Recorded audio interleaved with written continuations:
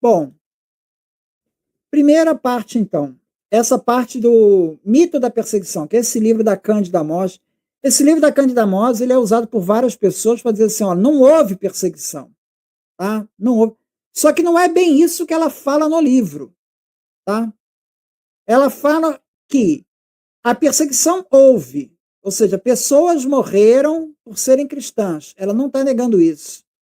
O que ela está questionando é que esses relatos foram muitas vezes manipulados pela igreja, por autores da igreja, da patrística, com o interesse de valorizar aquele martírio, né? Então, para destacar o altruísmo diante da morte. Um exemplo que ela traz é o martírio de Policarpo.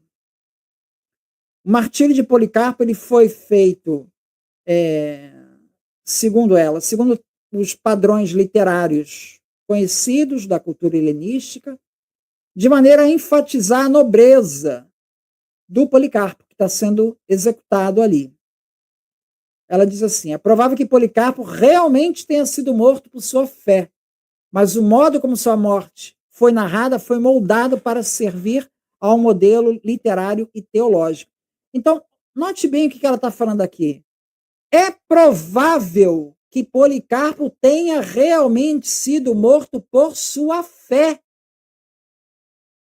Isso está extraído do livro da Cândida Mós. Então, ela não está negando que houve ali uma perseguição contra alguns cristãos. Alguns cristãos foram mortos por causa da sua fé.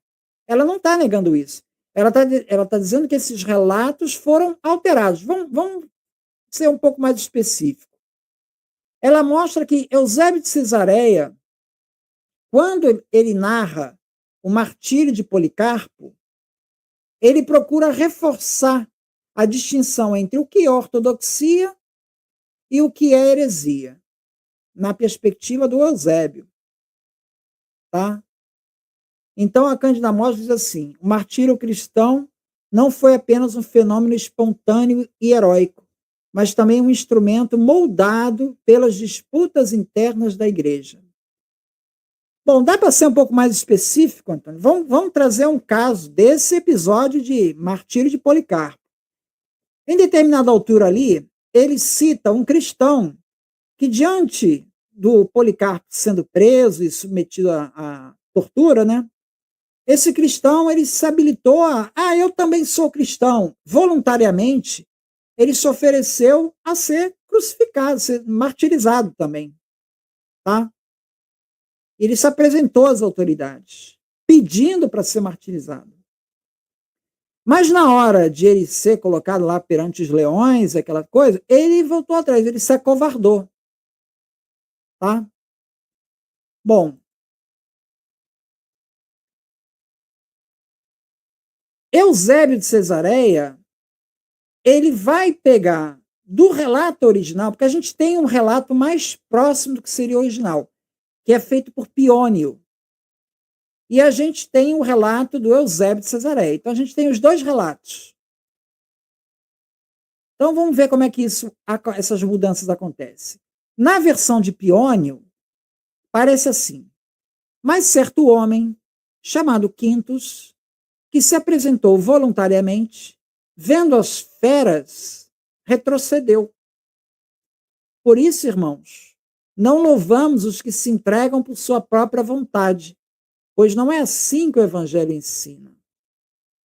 Essa é a versão de Piônio. Agora vamos ver a versão que aparece em Eusébio de Cesareia. Ele diz assim, entre eles estava um certo Quintus, que recentemente chegara da Frígia. Quando viu as feras, acovardou-se. Era da raça dos frígios.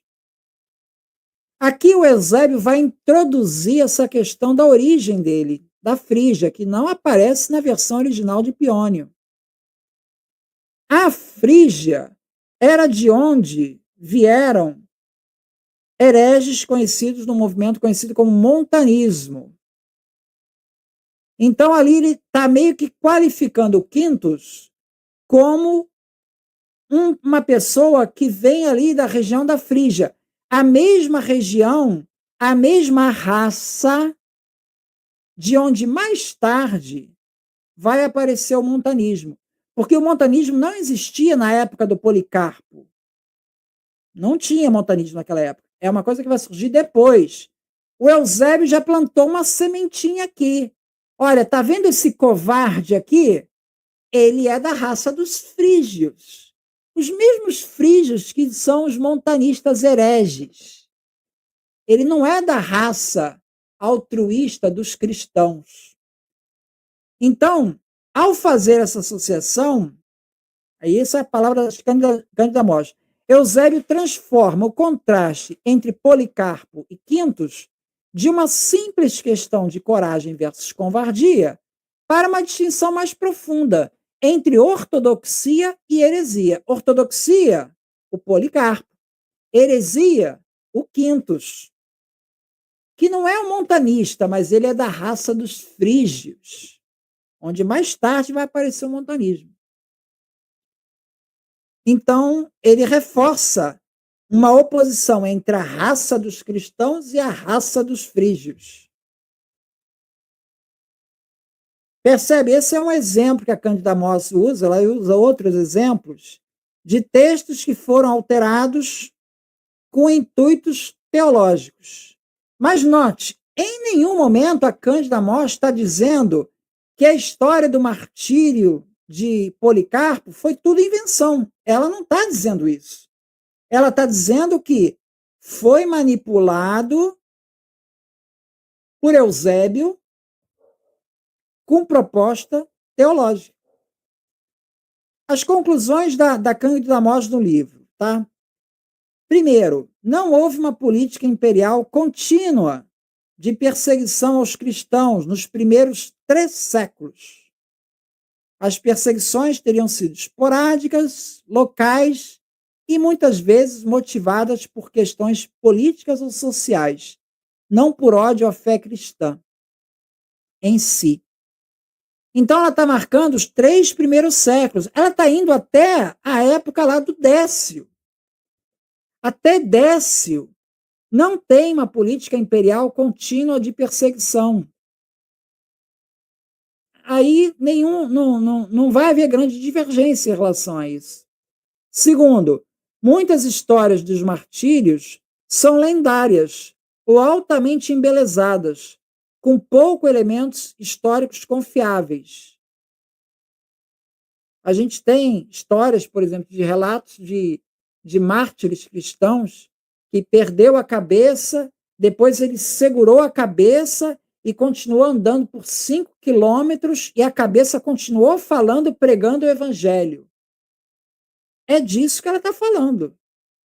Tem martírios ali que são lendárias, altamente embelezadas, com poucos elementos históricos confiáveis. Então, ela está falando algo que não tem nenhum absurdo em falar isso. Terceira, a ideia de um cristianismo oprimido desde o início foi uma construção posterior, como uma ferramenta de identidade e propaganda para unir a comunidade cristã e legitimar seu sofrimento como imitação de Cristo. Aqui eu faço uma pontuação, porque se ela mesmo diz que o Policarpo morreu pela fé dele, então nós temos um cristianismo oprimido desde o início, né? Então não foi tudo construção. Aqui, nesse item 3, é que vai estar a grande novidade aqui da Cândida Mostra. Ela reconhece que houve perseguição, mas, ao mesmo tempo, ela enfatiza muito essa questão dos mitos, como se tudo fosse mito. E fica nesse jogo aí. Fica nesse jogo. Mas ela reconhece que tem alguma perseguição. Eu vejo uma contradição aqui nesse item 3 dela.